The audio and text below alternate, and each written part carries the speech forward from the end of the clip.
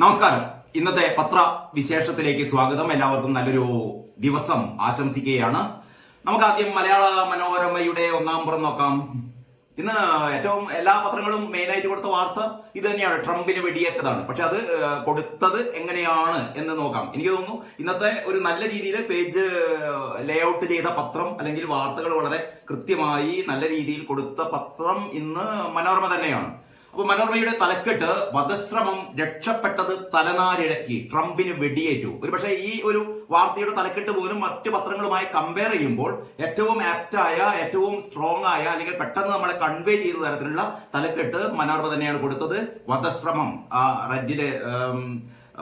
Red ബാക്ക്ഗ്രൗണ്ടിൽ കൊടുത്തിട്ടുണ്ട്. വധശ്രമം രക്ഷപ്പെട്ടത് തലനാരിഴക്കി. അതാണ് ഇതിൽ ഏറ്റവും പ്രധാനം. ഒരു തലനാരിഴക്ക് ഒന്ന് ചെറുതായിട്ട് ട്രംപിന്റെ ഒരു ശീലമായി ഇടക്ക് സംസാരിച്ചുകൊണ്ടിരിക്കുമ്പോൾ ഇടക്ക് തല വെട്ടിക്കുക എന്നുള്ള ട്രംപിന്റെ ഒരു ശീലം കൊണ്ട് മാത്രമാണ് ആ വെടിയുണ്ട ചെവിയുടെ അറ്റത്തൂടെ കടന്നുപോയത്. അതുകൊണ്ട് മാത്രം ട്രംപ് രക്ഷപ്പെട്ടു. അല്ലെങ്കിൽ വൻ ഒരു ദുരന്തത്തിനായിരിക്കും നാം സാക്ഷിയാകേണ്ടി വരുമായിരുന്നത്. പക്ഷെ ഏതായാലും ട്രംപ് വളരെ ഭാഗ്യത്തിന്, അതാണ് പറയുന്നത്, രക്ഷപ്പെട്ടത് തലനാരിഴക്ക്, ട്രംപിന് വെടിയേറ്റു എന്ന് പറയുന്ന തലക്കെട്ട് ഇതിന്റെ ഹൈലൈറ്റ്സ് ആയി കൊടുത്തത്. US മുൻ പ്രസിഡന്റിന്റെ ചെവി മുറിച്ച് വെടിയുണ്ട, അനുയായി കൊല്ലപ്പെട്ടു. വെടിയുതിർത്ത 20 വയസ്സുകാരനെ സുരക്ഷാ സേന വധിച്ചു. ആക്രമണം പെൻസിൽവേനിയയിൽ തിരഞ്ഞെടുപ്പ് റാലിക്കിടെ. ഫസ്റ്റ് പാരഗ്രാഫ് നമുക്ക് നോക്കാം. പെൻസിൽവേനിയ, US മുൻ പ്രസിഡന്റ് ഡൊണാൾഡ് ട്രംപ് വധശ്രമത്തിൽ നിന്ന് അത്ഭുതകരമായി രക്ഷപ്പെട്ടു. പെൻസിൽവേനിയ സംസ്ഥാനത്തെ തിരഞ്ഞെടുപ്പ് റാലിയിൽ പ്രസംഗിച്ചുകൊണ്ടിരിക്കെ ശനിയാഴ്ച വൈകിട്ട് 6:15 അദ്ദേഹത്തിന് വെടിയേറ്റത്. ട്രംപിന്റെ വലത് ചെവിയുടെ മുകൾ ഭാഗത്ത് മുറിവേൽപ്പിച്ചുകൊണ്ട് വെടിയുണ്ട കടന്നുപോയി. അദ്ദേഹത്തിന് പിന്നിലായി വേദിയിലുണ്ടായിരുന്ന അനുയായികളിൽ ഒരാൾ വെടിയേറ്റ് മരിച്ചു. 2 പേർക്ക് ഗുരുതരമായി പരിക്കേറ്റു. വേദിയിൽ നിന്ന് 140 മീറ്റർ അകലെ കെട്ടിടത്തിന്റെ മേൽക്കൂരയിൽ നിന്ന് ട്രംപിന് നേരെ 4 തവണ വെടിയുതിർത്ത തോമസ് മാത്യു ക്രൂക്സിനെ, 20 വയസ്സുകാരൻ, സുരക്ഷാ സംഘങ്ങൾ നിമിഷങ്ങൾക്കുള്ളിൽ വെടിവെച്ചു കൊന്നു. നവംബർ 5 നടക്കുന്ന US പ്രസിഡന്റ് തെരഞ്ഞെടുപ്പിൽ റിപ്പബ്ലിക്കൻ പാർട്ടിയുടെ സ്ഥാനാർത്ഥിയായി ഔദ്യോഗികമായി നാമനിർദ്ദേശം ചെയ്യപ്പെടുന്നതിന് തൊട്ടു മുമ്പാണ് ലോകത്തെ തന്നെ ഞെട്ടിപ്പിച്ച ഈ വധശ്രമം ഉണ്ടായിരിക്കുന്നത്. വെടിശബ്ദവും സീൽക്കാൽ ശബ്ദത്തോടെ ചെവിയിൽ ഉരസിപ്പോയ വെടിയുണ്ടയുടെ സ്പർശവും തിരിച്ചറിഞ്ഞുവിടാൻ ട്രംപ്, 78 വയസ്സാണ് ട്രംപിന്, ചെവികൾ അടച്ചു പിടിച്ചുകൊണ്ട് പ്രസംഗ പീഠത്തിന് താഴെ നിലത്ത് കുനിഞ്ഞിരുന്നു. സുരക്ഷാ ഭടന്മാർ അദ്ദേഹത്തിന് മേൽ കമിഴ്ന്നു കിടന്നു. 1 മിനിറ്റിനകം ചോര വാർന്നൊഴുകുന്ന മുഖവുമായി എഴുന്നേറ്റ ട്രംപ് സുരക്ഷാ അകമ്പടിയോടെ വേദി വിടുന്നതിനിടെ മുഷ്ടി ചുരുട്ടി, ഫൈറ്റ്, പോരാട്ടം തുടരൂ. അതാണ് ട്രംപിന്റെ ഒരു 78 വയസ്സിലും ട്രംപിന്റെ പോരാട്ട വീര്യം എന്ന് പറയുന്നത്. ചെവിയിലൂടെ ചെവിയെ എന്താ പറയാ മുറിപ്പെടുത്തിക്കൊണ്ട് കടന്നുപോയ വെടിയുണ്ട ആ ഒരു നടുക്കത്തിൽ നിന്നും എഴുന്നേറ്റ ഉടനെ മുഷ്ടി ചുരുട്ടിക്കൊണ്ട് പറയാണ്, ഫൈറ്റ്, നിങ്ങൾ പോരാടൂ എന്ന് പറയുന്ന പോരാട്ട വീര്യത്തിന് നമ്മൾ സെല്യൂട്ട് ചെയ്തേ മതിയാവൂ. അങ്ങനെ ഫൈറ്റ്, പോരാട്ടം തുടരൂ എന്ന് 3 തവണ വിളിച്ചു പറഞ്ഞു. കാറ്റിൽ പറക്കുന്ന അമേരിക്കൻ പതാകയുടെ പശ്ചാത്തലത്തിലുള്ള ഈ ഫോട്ടോ ട്രംപിന്റെ ധീരതയുടെയും പോരാട്ട വീര്യത്തിന്റെയും നേർചിത്രമായി അണികൾ പങ്കുവച്ചു. ഒരുപക്ഷെ എനിക്ക് തോന്നുന്നു ഇനിയുള്ള കാലം മുഴുവൻ ട്രംപിന്റെ ചിത്രം എന്ന് പറയുന്നത്, ഈ ഏറ്റവും പ്രധാനപ്പെട്ട ചിത്രം എന്ന് പറയുന്നത് ഇത് തന്നെയാവാം. ഒരുപക്ഷെ ട്രംപിന്റെ ജീവിതത്തിലെ ഏറ്റവും നിർണായകമായ ഒരു മുഹൂർത്തം. വെടിയുണ്ടയായ ആദ്യത്തെ ട്രംപിന്റെ പാർട്ടിക്കാരൻ തന്നെയാണ് വെടിയുതിർത്തത്. 20 വയസ്സുകാരൻ വെടിയുതിർന്ന ആ നിമിഷങ്ങൾ എന്നൊക്കെ പറഞ്ഞിട്ട് കൊടുത്തിട്ടുണ്ട്. ആ പടം സഹിതം വളരെ കൃത്യമായ മുഖത്തേക്ക് ചോര തെറിക്കുന്ന ആ പടം സഹിതം മനോരമ വളരെ വളരെ നല്ല രീതിയിൽ തന്നെ ആ വാർത്ത ഡിസ്പ്ലേ ചെയ്തിട്ടുണ്ട്. അടുത്ത മറ്റൊരു വാർത്ത എന്ന് പറയുന്നത്, വിംബിൾഡണിൽ അത്ഭുത കാരസ് എന്നാണ് ഹെഡിങ്. ഫൈനലിൽ ജോക്കോവിച്ചിനെ തോൽപ്പിച്ചു. വീണത് ജോക്കോവിച്ച് എങ്കിൽ വീഴ്ത്തിയത് അൽക്കാരസ് തന്നെ. തുടർച്ചയായ 2ാം തവണയും ഫൈനലിൽ നൊവാക് ജോക്കോവിച്ചിനെ വീഴ്ത്തി. സ്പാനിഷ് താരം കാർലോസ് അൽക്കാരസ് വിംബിൾഡൺ ടെന്നീസ് പുരുഷ സിംഗിൾസ് ജേതാവ് ആയി എന്നുള്ള വാർത്തയാണ് മറ്റൊരു പ്രധാനപ്പെട്ട വാർത്ത. ഗൗരവ് ഉപനേതാവ്, കൊടിക്കുന്നിൽ ചീഫ് വിപ്പ് എന്ന് പറയുന്ന വാർത്ത. അരോമ മണി അന്തരിച്ചു. ഒരുപക്ഷെ മലയാള ചലച്ചിത്ര പ്രേക്ഷകർ ഒരിക്കലും മറക്കാത്ത പേരാണ് ആരോമ മൂവീസ്. സംവിധാനം M മണി എന്ന് കേൾക്കുമ്പോൾ കൈയടിച്ചിരുന്ന കാലം നമ്മുടെ ഓർമ്മയിലുണ്ട്. അങ്ങനെ ആരോമ മൂവീസിന്റെ ഒരുപാട് നല്ല ചിത്രങ്ങൾ നിർമ്മിക്കുകയും ഒരുപാട് നല്ല ചിത്രങ്ങൾ സംവിധാനം ചെയ്ത ചിത്രങ്ങളുടെ കലാമൂല്യമല്ല, പക്ഷെ അതിന്റെ ജനപ്രീതിയായിരുന്നു. ഒക്കെ ഹിറ്റ് ചിത്രങ്ങളായിരുന്നു. M മണിയുടെ ചിത്രം കണ്ടു കഴിഞ്ഞാൽ കാശ് മുതലാകും എന്ന് വിചാരിച്ചിട്ട് എന്നുള്ള ഉത്തമ ബോധ്യത്തോടെ സിനിമ കണ്ടിരുന്ന ഒരു കാലം ഉണ്ടായിരുന്നു മലയാളത്തിലേക്ക്. മലയാള ചലച്ചിത്ര വേദിയിൽ ഒരിക്കലും മറക്കാനാവാത്ത ആ സംവിധായകൻ, ആ നിർമ്മാതാവ് അരങ്ങൊഴിഞ്ഞു. അരോമ മണി അന്തരിച്ചു എന്നുള്ള വാർത്ത ഇങ്ങനെ കൊടുത്താൽ പോരായിരുന്നു, കുറേ കൂടി പ്രാധാന്യത്തിൽ മനോരമ കൊടുക്കേണ്ടിയിരുന്നു. പക്ഷെ ഒരു സിംഗിൾ കോളം പോലും ഇല്ലാത്ത ഒരു ചിത്രവും വെച്ചിട്ടാണ് കൊടുത്തത്. 3ാം നാൾ പ്രതീക്ഷയോടെ തിരച്ചിൽ, ജോയ് കാണാമറയത്ത്. ഒരുപക്ഷെ തിരുവനന്തപുരം നഗരസഭയുടെ ഏറ്റവും എന്താ പറയാ കൃത്യവിലോപത്തിന്റെ, അഴിമതിയുടെ, കെടുകാര്യസ്ഥതയുടെ ഒരു രക്തസാക്ഷി രക്തസാക്ഷി എന്ന് പറയാനായിട്ടില്ല. കാരണം ഇതുവരെ ജോയിയുടെ ശരീരം കണ്ടുകിട്ടിയിട്ടില്ല. 3 നാൾ, ഇന്ന് 3-ാം നാളിലേക്ക് പ്രവേശിക്കുകയാണ്. ഒരു പാവപ്പെട്ട മനുഷ്യൻ കഞ്ഞി കുടിക്കാൻ വേണ്ടിയിട്ട് ഈ പറയുന്ന ഒരു ജോലി ഏറ്റെടുത്ത ഒരു മനുഷ്യൻ മാലിന്യ കൂമ്പാരത്തിൽപ്പെട്ട് എന്താ പറയാ, Keralam number 1, Keralam number 1, Keralam number 1 എന്ന് പാടിക്കൊണ്ടിരിക്കുന്ന ഇവിടുത്തെ ഭരണകർത്താക്കൾ ആലോചിക്കേണ്ടതാണ്. ഭരണസിരാകേന്ദ്രത്തിന്റെ തൊട്ടു മുന്നിലുള്ള ഒരു തോട്, ആമയിഴഞ്ചാൻ തോടിന്റെ അവസ്ഥ. നമ്മൾ കഴിഞ്ഞ ദിവസം കല്ലായിപ്പുഴയെ കുറിച്ച് പറഞ്ഞിരുന്നു. മാലിന്യ ശേഖരമായി മാറിയ കല്ലായിപ്പുഴയെ കുറിച്ച്. അതിനേക്കാൾ അപ്പുറത്താണ് ഈ പറയുന്ന ആമയിഴഞ്ചാൻ തോടിന്റെ സ്ഥിതി. തിരുവനന്തപുരത്തുകാർക്ക് അറിയാം, അല്ലെങ്കിൽ തിരുവനന്തപുരം സന്ദർശിക്കുന്നവർ അറിയാം.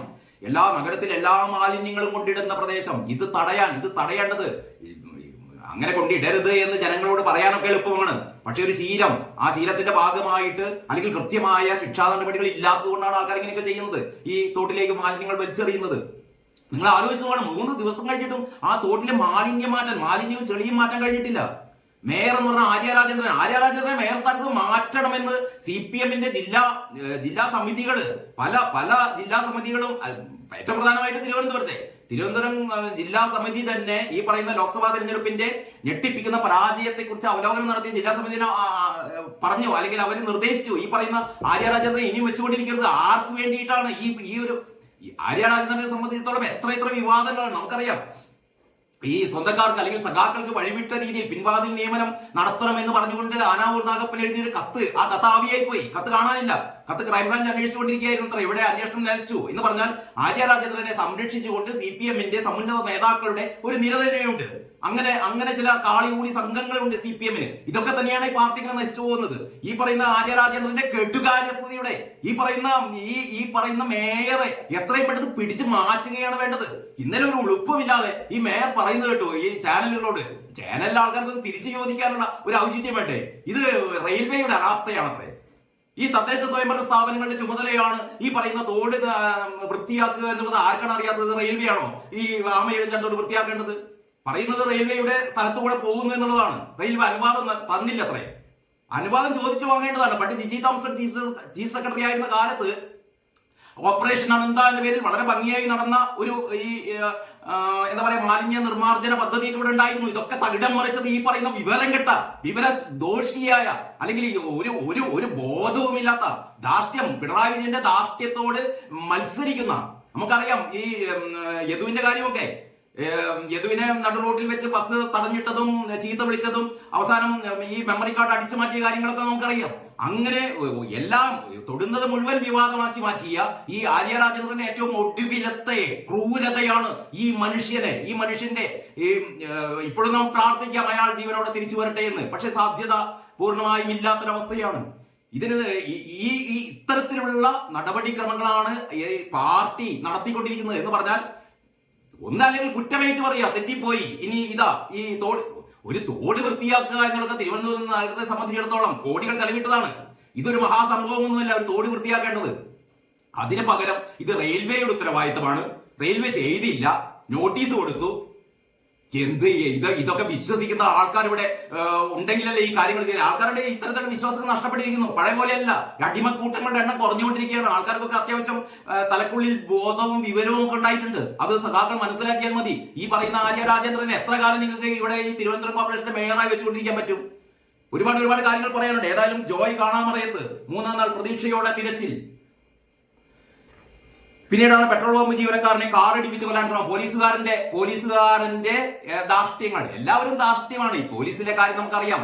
മാങ്ങാക്കള്ളൻ അല്ലെങ്കിൽ പോലീസുകാർ എല്ലാ കാര്യങ്ങളും അടിച്ചു മാറ്റാൻ ശ്രമിക്കുന്ന പോലീസുകാർ അതിന്റെ ഒടുവിലത്തെ ഉദാഹരണമാണ് പെട്രോൾ പമ്പ് ജീവനക്കാരനെ കാറിടിച്ച് കൊല്ലാൻ ശ്രമം. പെട്രോൾ അടിച്ചിട്ട് പൈസ കൊടുത്തില്ല. പെട്രോൾ അടിച്ചിട്ട് നമ്മൾ സാധാരണ സിനിമാ തിയേറ്ററിൽ OC ആയിട്ട് കയറും. ഭക്ഷണം കഴിച്ചു കഴിഞ്ഞാൽ കാശ് കൊടുക്കില്ല. എന്തെങ്കിലും സാധനങ്ങൾ വാങ്ങിയാൽ കാശ് കൊടുക്കില്ല. കാരണം പോലീസുകാരാണല്ലോ. പോലീസുകാർക്ക് കാശ് കൊടുക്കാതെ എല്ലാ സ്ഥലത്തും സൗജന്യം എന്ന് പറയുന്ന ചില പോലീസുകാരുണ്ട്. അതിൽപ്പെട്ട ഒരാളാണ് ഇയാള്.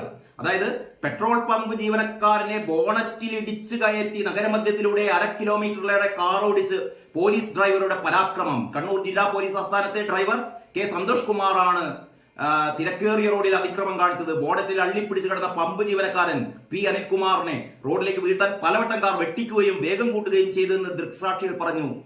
സന്തോഷ് കുമാറിനെ സസ്പെൻഡ് ചെയ്യുകയും വധശ്രമത്തിന് കേസെടുക്കുകയും ചെയ്തു. പെട്രോൾ അടിച്ചിട്ട് കാശ് കൊടുക്കാതെ പോയതായിരുന്നു. ജീവനക്കാരൻ കാറിന്റെ മുന്നിൽ വന്ന് നിന്നതാണ്. അപ്പോഴാണ് ഇയാളെയും കൊണ്ട് ബോണറ്റിൽ എടുത്തി ഓടിച്ചത് എന്ന് പറഞ്ഞാൽ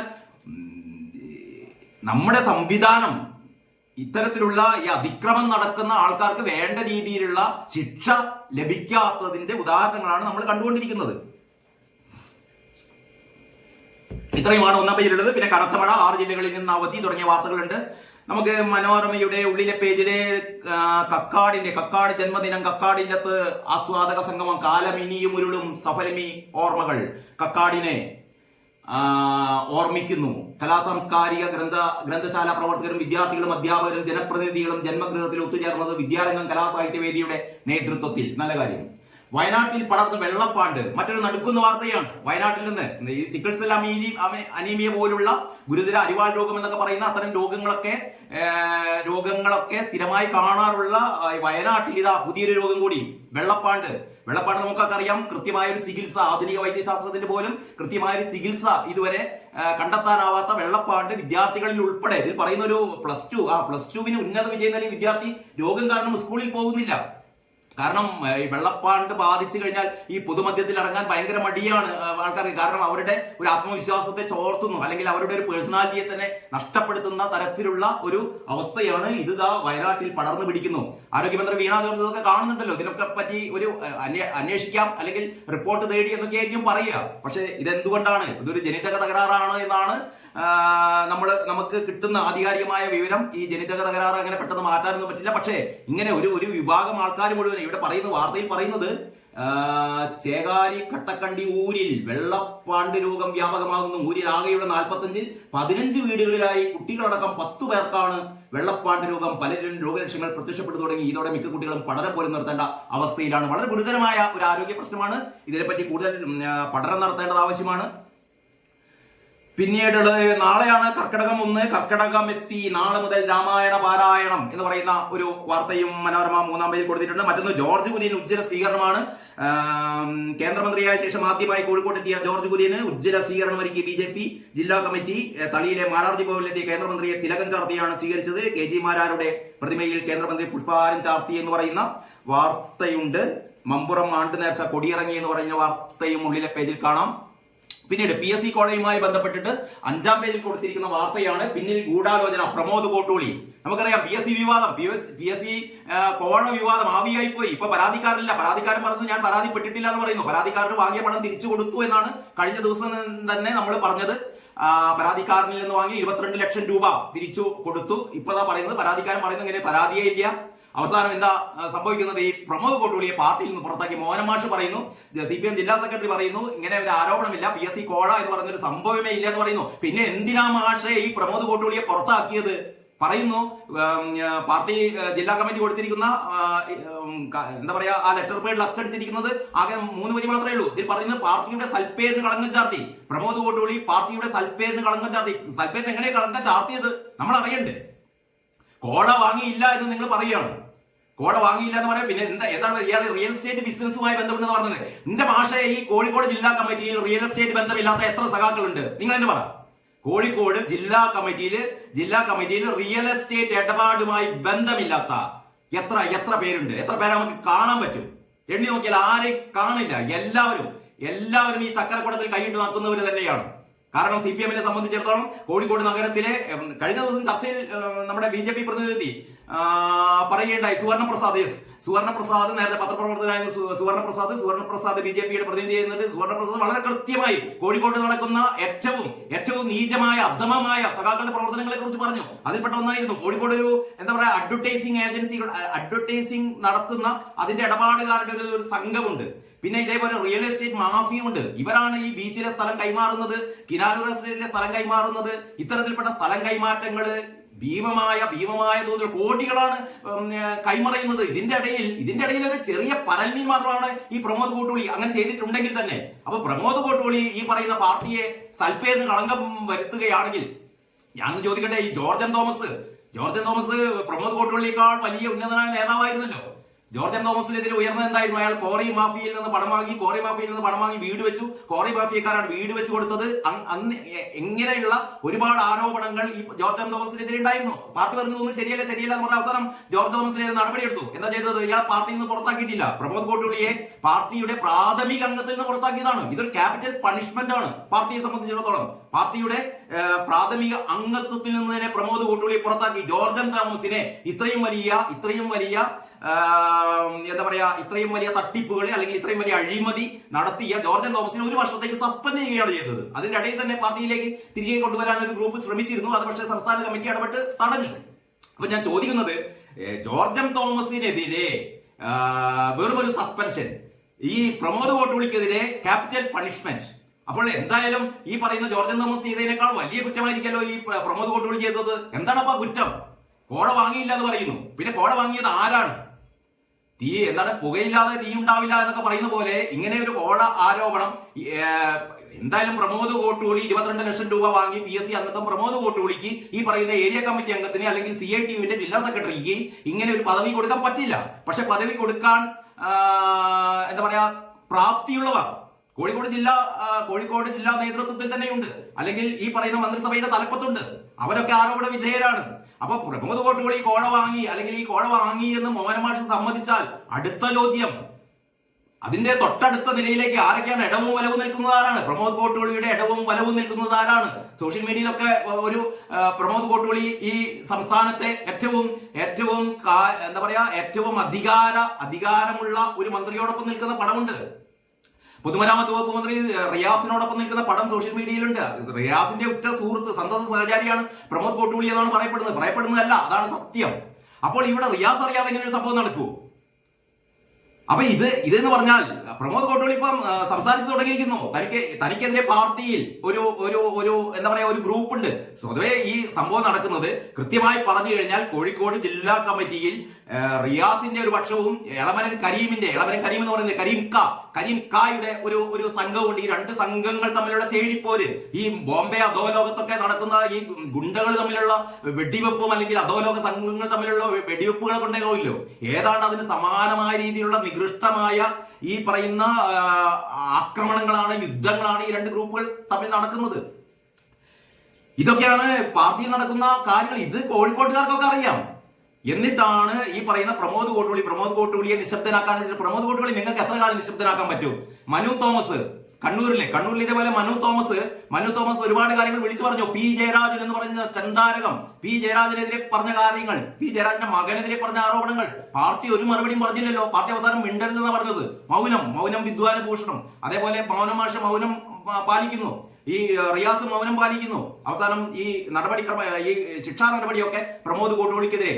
ഇങ്ങനെ പോവുകയാണെങ്കിൽ മിക്കവാറും സംഭവിക്കാൻ പോകുന്ന 5-6 മാസം കഴിഞ്ഞാൽ പ്രമോദ് കോട്ടൂളിയെ തിരിച്ചെടുക്കും. പ്രമോദ് കോട്ടൂളി വീണ്ടും പ്രമോദ് കോട്ടൂളി എന്ന് പറഞ്ഞൊരു ഇടനിലക്കാരൻ മാത്രമാണെന്ന് ഇവിടെ എല്ലാവർക്കും അറിയാം.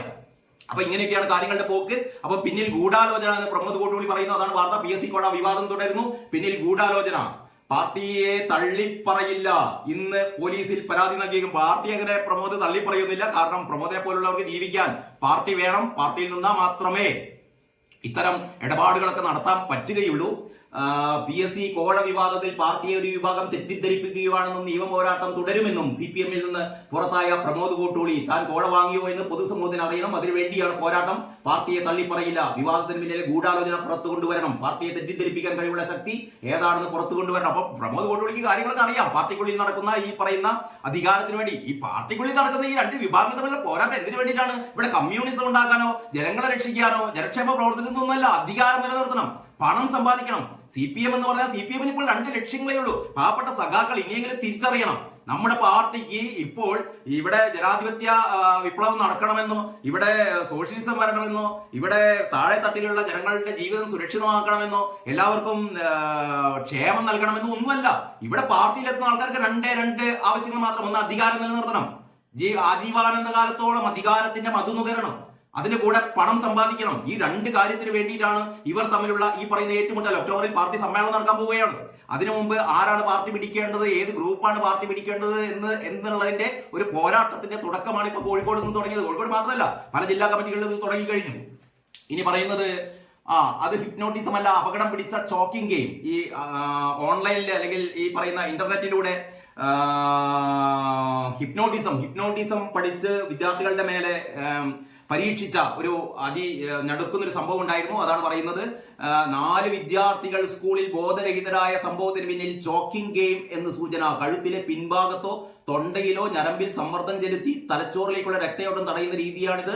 ഞൊടിയിടയിൽ ആളുകൾ ബോധരഹിതരാവാൻ ഇതിടയാക്കും. ഹിപ്നോട്ടിസം എന്ന പേരിൽ യൂട്യൂബിലൂടെയും പലരും പ്രചരിപ്പിക്കുന്ന ഈ പ്രവൃത്തിക്ക് space monkey game, pass out game തുടങ്ങിയ പേരുകളുണ്ട്. ഏറെ അപകടകരമായ ഈ വിനോദത്തിന് ഹിപ്നോട്ടിസവുമായി ബന്ധമില്ലെന്ന് കുട്ടികൾ അറിയുന്നുമില്ല തുടങ്ങിയ വാർത്തയാണുള്ളത്. ഇത്തരം കാര്യങ്ങളൊക്കെ രക്ഷിതാക്കൾ ശ്രദ്ധിക്കേണ്ടതാണ്, അധ്യാപകർ ശ്രദ്ധിക്കേണ്ടതാണ് എന്ന് മാത്രമേ പറയാനുള്ളൂ. പിന്നീട് മനോരമയുടെ എഡിറ്റോറിയൽ എന്താണെന്ന് നോക്കാം. എഡിറ്റോറിയൽ പോകുന്നതിന് മുമ്പ് മനോരമ MT ഇന്ന് 91, MT മലയാളത്തിന്റെ അക്ഷരമധുരം MT വാസുദേവനാർക്ക് 91 വയസ്സ്, 91ാം പിറന്നാൾ എന്ന് പറയുന്ന ഒരു ചെറിയ വാർത്ത കൊടുത്തിട്ടുണ്ട്.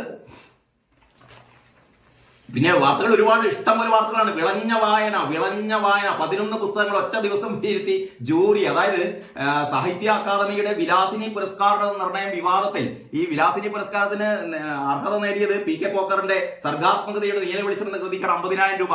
ഈ അവാർഡുകളൊക്കെ ഈ അധികാര സ്ഥാനത്തുള്ള സർക്കാർ ഇടപെടലോടെ നടക്കുന്ന അവാർഡുകളൊക്കെ വേണ്ടപ്പെട്ടവർക്ക് PK പോക്കർ എന്ന് പറയുന്നത് പോക്കർ ഭാഷ സംബന്ധിച്ചിടത്തോളം നമുക്ക് കുറ്റൊന്നും പറയാനില്ല. വളരെ മിടുക്കനായ അല്ലെങ്കിൽ വളരെ ദക്ഷിണാശാലിയായ അധ്യാപകനും എഴുത്തുകാരനും സാംസ്കാരിക പ്രവർത്തനം ഒക്കെയാണ് പോക്കർ മാഷ്. പക്ഷേ PK പോക്കറിനെ സംബന്ധിച്ചിടത്തോളം അത് ഇടതുപക്ഷ സഹയാത്രികരാണ്. അതുകൊണ്ട് കിടക്കട്ടെ, അദ്ദേഹത്തിന് ഒരു അവാർഡ് എന്നുള്ള രീതിയിൽ അദ്ദേഹത്തിന് അവാർഡ് കൊടുത്തു. അത് ശരിയായില്ല എന്നുള്ളതാണ് വാർത്ത. കാരണം ഈ അവാർഡ് നിർണയവുമായി ബന്ധപ്പെട്ട ചട്ടങ്ങളൊന്നും പാലിച്ചില്ല. കാരണം വിലാസിനി ഈ പറയുന്ന അവാർഡ് ഏർപ്പെടുത്താൻ വേണ്ടി ആഗ്രഹിച്ചു തന്നെ നോവലിനെ കുറിച്ച് പഠനം നടത്തുന്നതിനുള്ള ഓരോ വർഷമല്ല 2 വർഷത്തിലൊരിക്കലാണ് ഈ അവാർഡ് കൊടുക്കുന്നത്.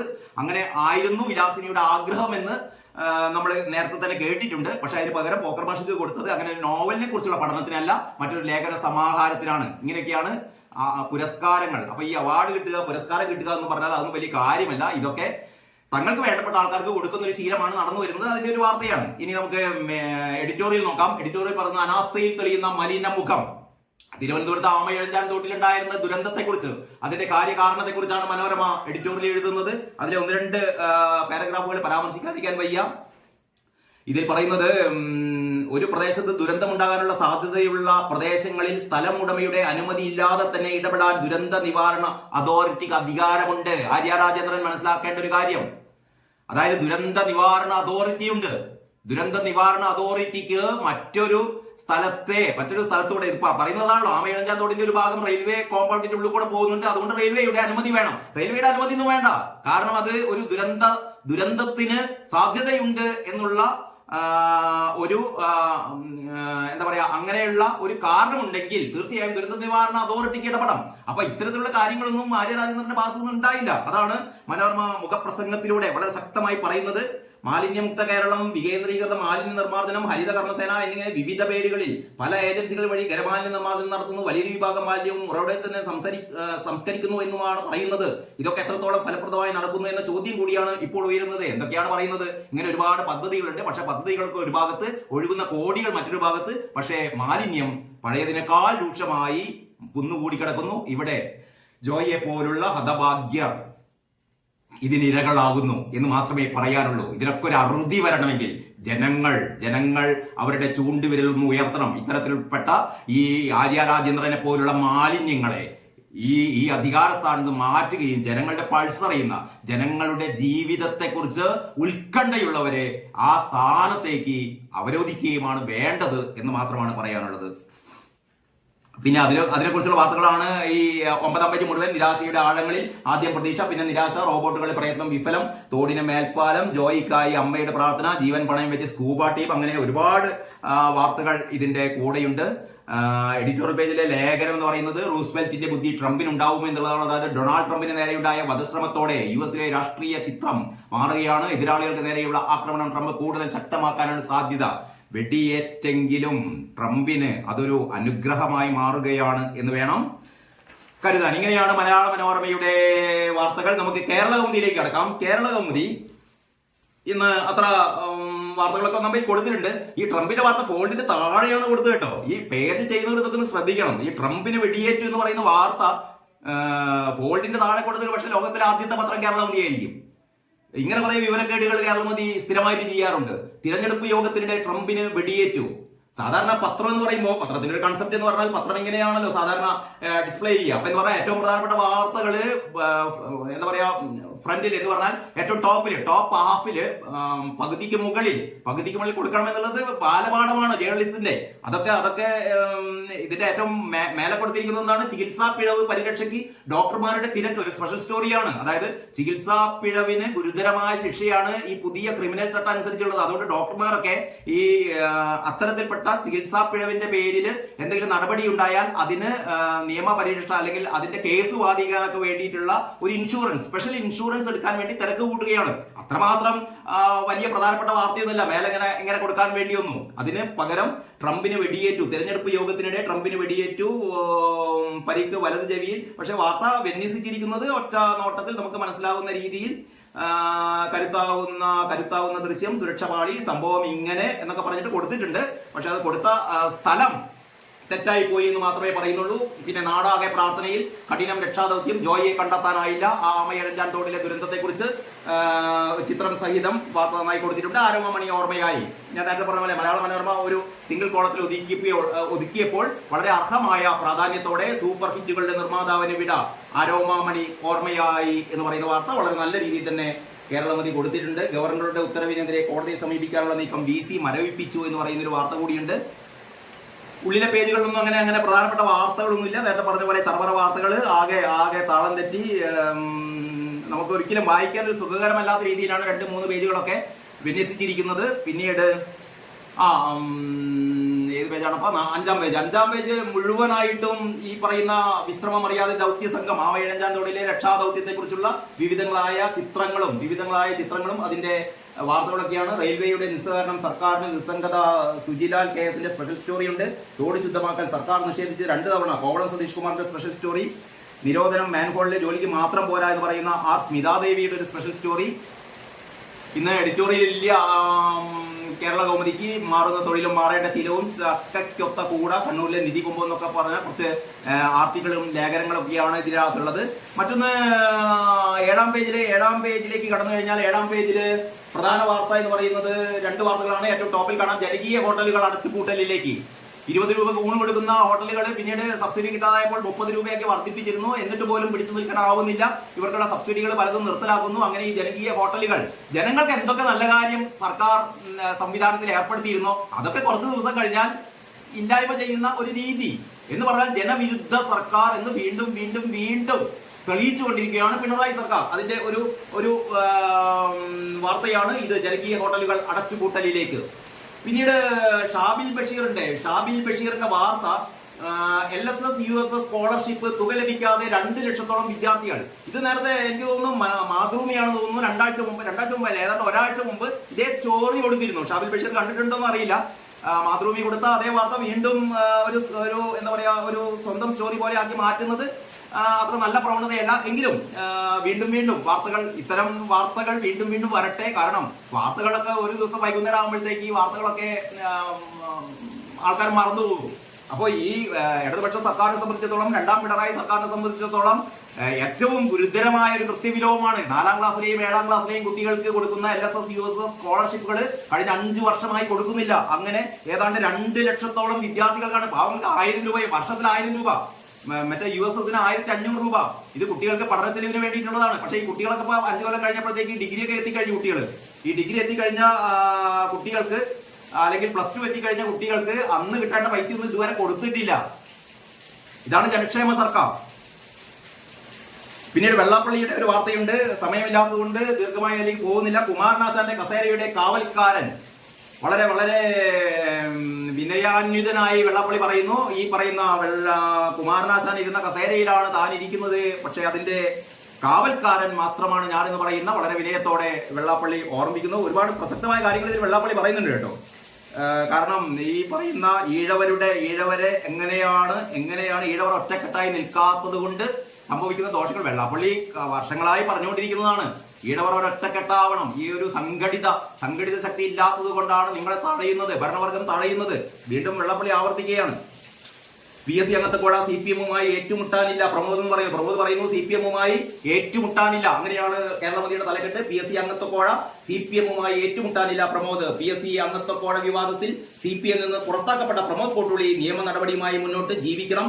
അതുകൊണ്ട് തന്നെ പാർട്ടിയുമായി ഏറ്റുമുട്ടലില്ല. ആ രണ്ടു വരിയിൽ എല്ലാം ഉണ്ട്. എനിക്ക് ജീവിക്കണം, അതുകൊണ്ട് പാർട്ടിയുമായി ഏറ്റുമുട്ടലില്ല.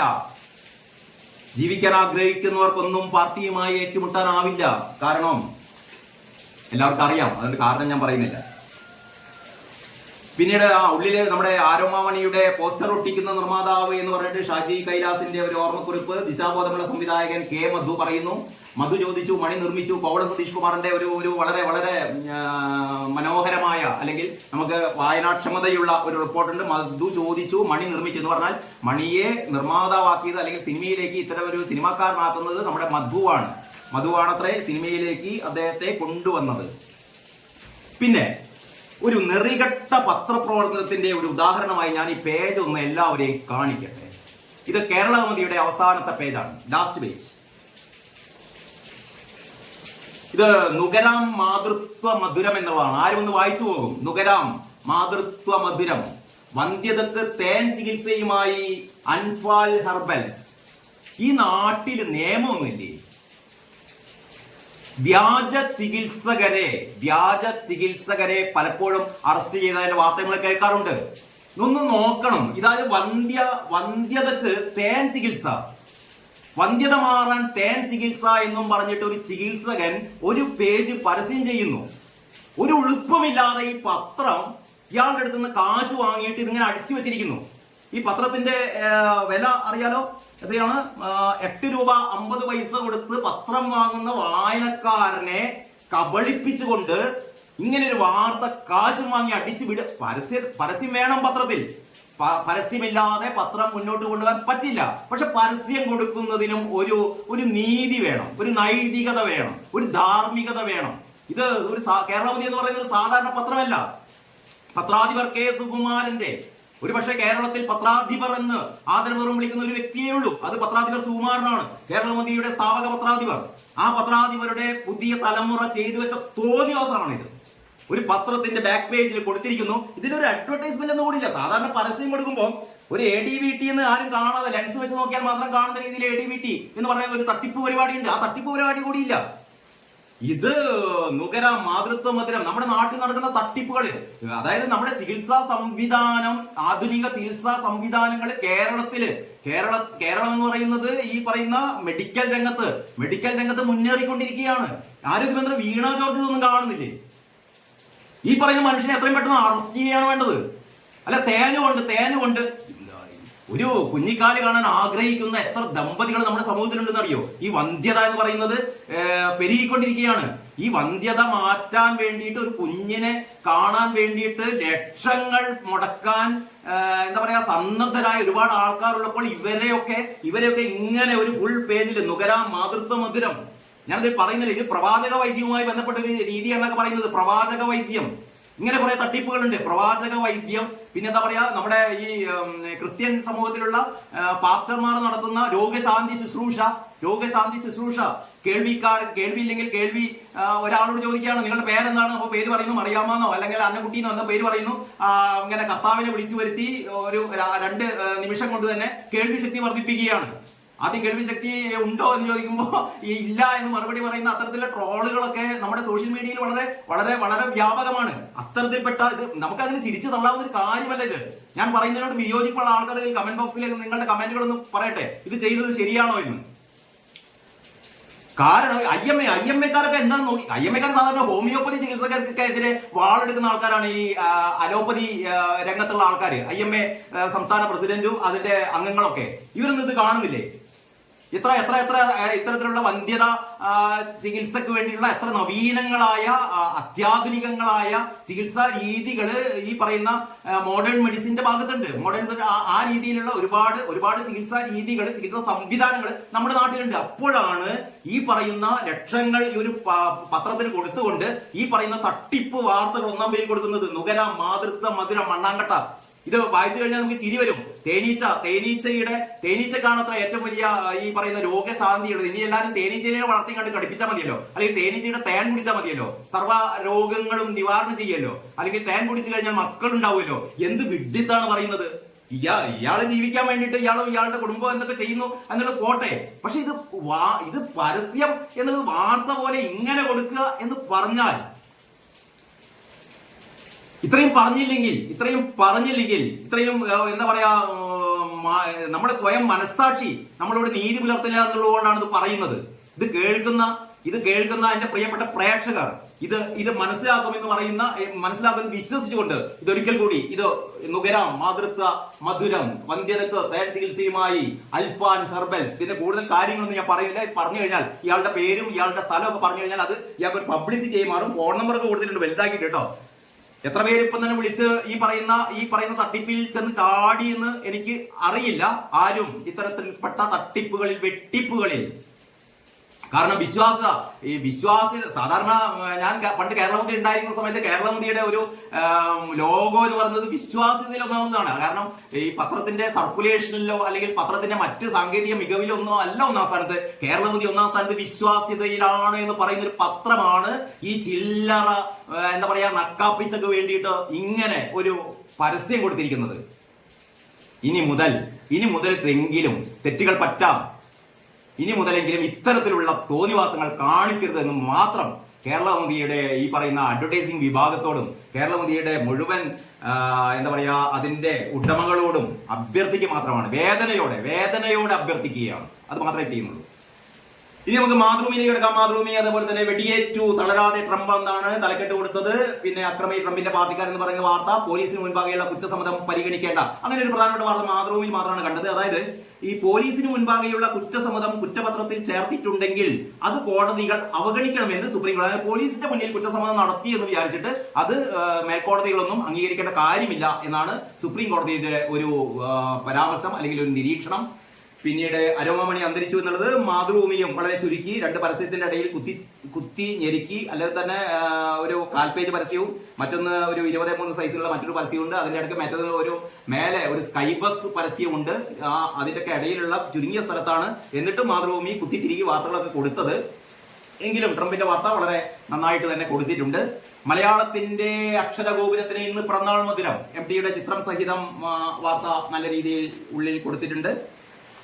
പിന്നീട് ഇതിന്റെ എഡിറ്റോറിയൽ എന്താണെന്ന് നോക്കാം. മാതൃഭൂമിയുടെ എഡിറ്റോറിയൽ, കശ്മീരിന് പൂട്ടിയിടുന്ന കേന്ദ്ര സർക്കാർ, കാശ്മീരിൽ ലഫ്റ്റനന്റ് ഗവർണർക്ക് കൂടുതൽ അധികാരം കൊടുത്തു എന്നുള്ളത് ശരിയായില്ല എന്നുള്ള രീതിയിലാണ് മാതൃഭൂമിയുടെ ഈ മുഖപ്രസംഗം കിടക്കുന്നത്. പിന്നെ പ്രതി പോലീസിന്റെ വെടിയേറ്റ് മരിച്ചു, BSP നേതാവിന്റെ വധം. അതായത് ഈ പറയുന്ന ഏറ്റുമുട്ടൽ കൊല യോഗിയുടെ യുപിയിൽ മാത്രമല്ല നടക്കുന്നത്, അത് നമ്മുടെ സ്റ്റാലിന്റെ എവിടെയും നടക്കുന്നു, തമിഴ്നാട്ടിലും നടക്കുന്നു എന്നുള്ളതാണ് നമുക്ക് മനസ്സിലാവുന്നത്. പ്രതി പോലീസിന്റെ വെടിയേറ്റ് മരിച്ചു. കൊടിക്കുന്നിൽ വീണ്ടും ചീഫ് വിപ്പ് എന്ന് പറയുന്നു. രാഹുൽ ഗാന്ധിയെ വിമർശിച്ച പറയുന്നു, സ്തുതിക്കുന്നു. KC വേണുഗോപാലിന്റെ സംഭവമുണ്ട്. സ്കൂബ ജോയിയുടെ ജീവന്റെ പേര്.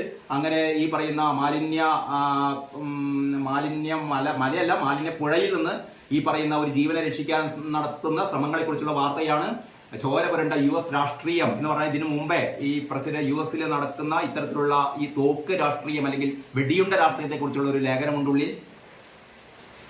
ഇങ്ങനെയൊക്കെയാണ്. ഞാൻ സമയമില്ലാതെ കൊണ്ട് കൂടുതൽ കാര്യങ്ങളിൽ കടക്കുന്നില്ല. മാതൃഭൂമി പറയുന്നു. ഇനി നമുക്ക് നമ്മുടെ പ്രിയപ്പെട്ട പത്രം ദേശാഭിമാനി ദുഷ്കരം മഹാദൗത്യം. സഖാക്കളെ, എങ്ങനെയാണ് ഈ മഹാദൗത്യം ഇത്ര ദുഷ്കരമാക്കി മാറ്റിയത്? വലിയ വീണ്ടും വിചാരമില്ലാതാണ് തലക്കെട്ടിട്ട് കേട്ടോ. ദുഷ്കരം മഹാദൗത്യം. ദേശാഭിമാനിയുടെ ഹെഡിങ് കേട്ടായിരിക്കും ഇവിടുത്തെ പ്രതിപക്ഷ പാർട്ടികളും BJPയും നരേന്ദ്രമോദിയൊക്കെയാണ് ഇതിങ്ങനെ ഈ പറയുന്ന ആമയെഴുതാൻ തോടിനെ ഈ കോലത്തിലാക്കിയതെന്ന്. പക്ഷെ ഈ വാർത്തയിൽ ഉടനീളം റെയിൽവേയാണ് കുറ്റപ്പെടുന്നത് കേട്ടോ. റെയിൽവേ ആമയെഴുതാൻ തോടിന്റെ ഉത്ഭവവും ആമയെഴുതാൻ തോട് പോകുന്നതും മുഴുവനും റെയിൽവേയുടെ നെഞ്ചത്തോടെയാണെന്നാണ് ഈ വാർത്തയിലൂടെ ദേശാഭിമാനി പറയുന്നത്. ആര്യമോൾ നിരപരാധിയാണ് എന്ന് പറയാതെ പറയുകയാണ് ദേശാഭിമാനി. വാർത്ത അങ്ങനെയാണ്. മാലിന്യം നീക്കാൻ റെയിൽവേയാണ് സുരക്ഷാ സംവിധാനം ഒന്നുമില്ലാതെ ജോയി അടക്കം 4 പേരെ ഏർപ്പാടാക്കിയത്. അപകട വിവരം അറിഞ്ഞത് മുതൽ സകല സംവിധാനങ്ങളും ഉപയോഗിച്ച് നാടാകെ തൊഴിലാളിയുടെ ജീവനായി ആകുന്നതെല്ലാം ചെയ്യുമ്പോഴും റെയിൽവേ അധികൃതരിൽ നിന്ന് സഹകരണം ഉണ്ടാവുന്നില്ല. റെയിൽവേ പ്രതി റെയിൽവേ ആണെന്ന് പറഞ്ഞുകൊണ്ടിരിക്കുന്നു. തദ്ദേശ സ്വയംഭരണ സ്ഥാപനങ്ങൾക്ക് കോർപ്പറേഷന്, തിരുവനന്തപുരം കോർപ്പറേഷന് പിന്നെന്താണ് പണി എന്ന് ചോദിച്ചാൽ ദേശാഭിമാനിക്കൊന്നും പറയാനില്ലേ. ട്രംപിന് വെടിയേറ്റു. നല്ല രീതിയിൽ തന്നെ കൊടുത്തിട്ടുണ്ട്. അരവാമണി അന്തരിച്ചു എന്നുള്ള വാർത്തയുണ്ട്. പ്രളയക്കെടുതിയിൽ അമർന്ന് UP ബീഹാർ എന്ന് പറയുന്ന വാർത്ത 3 ജില്ലകളിൽ നിന്ന് റെഡ് അലർട്ടാണ്. പിന്നീട് പ്രധാനപ്പെട്ട വാർത്തകൾ എന്ന് കാര്യമായിട്ടൊന്നുമില്ല. തിരുവനന്തപുരത്തെ ഓഫീസ് തുറന്ന് മുരളീധരൻ ആദ്യ പടയൊരുക്കം DCCക്കെതിരെ എന്നാണ് പറയുന്നത്. പ്ലാസ്റ്റിക് ഇവിടെ പൊടിക്കുന്നു പറയുന്നു. മറ്റൊരു കേരള മോഡൽ കൂട്ടത്തോൽവിയുടെ ആശങ്കയിൽ BJP-ക്കാരെ കൂട്ടത്തോൽവി. ഇത് കേട്ടാ വിചാരിക്കാം എന്തൊരു BJPക്ക് വലിയൊരു അടി പറ്റിയെന്ന്. 13 ഉപതെരഞ്ഞെടുപ്പ് നടന്ന 13 നിയമസഭാ മണ്ഡലങ്ങളിൽ BJPക്ക് 2 സീറ്റ് മാത്രമേ ലഭിച്ചിട്ടുള്ളൂ. കേട്ടാ വിചാരിക്കും 13 സീറ്റും BJPയുടേതായിരുന്നു. BJPയുടെ 13 സീറ്റും നഷ്ടപ്പെട്ടു എന്നുള്ള രീതിയിലൊക്കെയാണ് വാർത്ത. ഇന്നലെ ദേശാഭിമാനി മാത്രമല്ല, പല മാധ്യമങ്ങളും ഇന്നലെ എങ്ങനെയാണ് ചെയ്തത്? നരേന്ദ്രമോദിയുടെ നാളുകൾ എണ്ണപ്പെട്ടോ, വീണ്ടും തിരിച്ചടി. 13 ഉപതെരഞ്ഞെടുപ്പുകൾ നടന്നതാണ്. അതിലാകെ BJPക്ക് നഷ്ടം എന്ന് പറയുന്നത് പശ്ചിമ ബംഗാളിലുള്ള 3 സീറ്റിൽ 2 സീറ്റ് നഷ്ടപ്പെട്ടു എന്നുള്ളതാണ്. അത് തൃണമൂലിലേക്ക് കാല് മാറിയ അവരുടെ അംഗങ്ങൾ വീണ്ടും മത്സരിച്ച് ജയിച്ചു എന്നത് മാത്രമേ ഉള്ളൂ. അവർ പ്രത്യേകിച്ച് അത്ഭുതമൊന്നുമില്ല. BJPയുടെ നേരത്തെയുള്ള സീറ്റ് നിലനിർത്തിക്കുന്നത്. അങ്ങനെ അതുകൂടാതെ BJP സീറ്റ് പിടിച്ചെടുക്കുകയും ചെയ്തിട്ടുണ്ട്. അങ്ങനെ 2 സീറ്റ് BJPക്ക് ഉണ്ട്. ഞാൻ BJPയെ അനുകൂലിച്ച് പറയല്ല, നമ്മൾ വാർത്തകളുടെ ഒരു സത്യസ്ഥിതി മനസ്സിലാക്കണമല്ലോ. കൂട്ടത്തോൽവി ആശങ്കയിൽ BJP, എന്തോ ഒരു വലിയ സംഭവം പോലെ കൂട്ടത്തോൽവി ആശങ്കയിൽ BJP എന്നൊക്കെയാണ് ഈ പേജിലെ വൻ സുരക്ഷാ വീഴ്ച. ട്രംപിന്റെ ടീമിനെക്കാളും വലിയ തലക്കെട്ടിലാണ് അത് കൊടുത്തത്. ഇതിന്റെ മെയിൻ സ്റ്റോറി എന്ന് പറയുന്നത് കേരള മുന്നേറ്റത്തിന് വീണ്ടും അംഗീകാരം. അങ്ങനെ തന്നെ ദേശാഭിമാനി എഡിറ്റോറിയൽ എഴുതണം. അതായത് എന്താ പറയുന്നത്, കേരള മുന്നേറ്റത്തിന് വീണ്ടും അംഗീകാരം.